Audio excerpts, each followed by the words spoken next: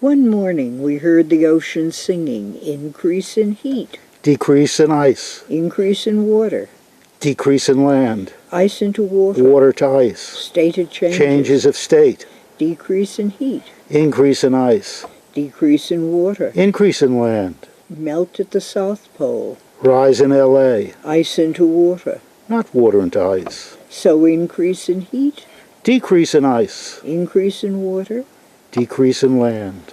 After all, the ocean whispered, I am the beneficiary of your garbage can, and you are the beneficiary of my abundance.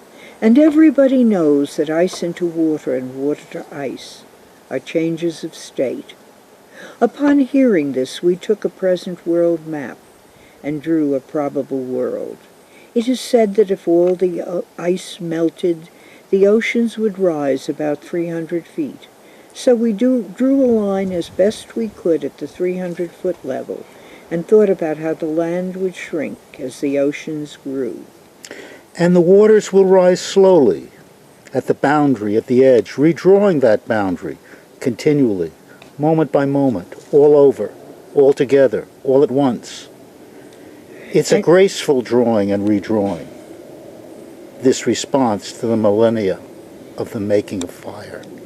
And as the waters rise slowly in the Red Sea and the Dead Sea, the Caspian, the North, the Baltic, and the Black, the ocean gyres will withdraw themselves, as will the currents and the tides. And over time, gracefully, the rising tide will flow up every river that once flowed down to the sea, and each freshwater tongue will withdraw before the advance of the salt.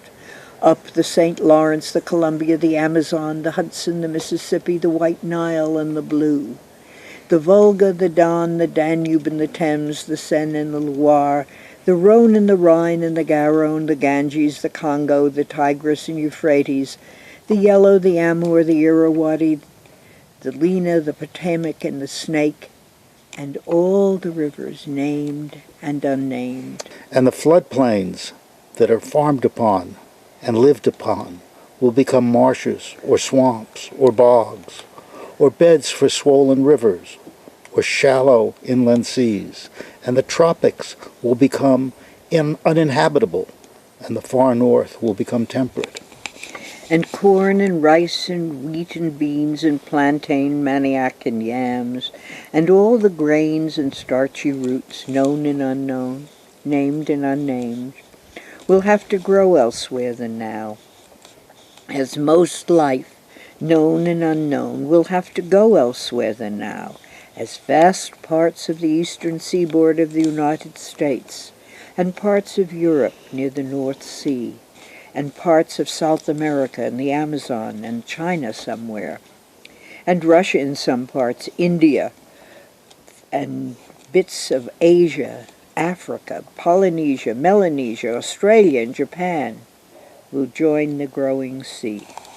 And in this new beginning, this continuously re-beginning, you will feed me when my lands no longer produce, and I will house you when your lands are covered with water, so that together we can withdraw as the waters rise.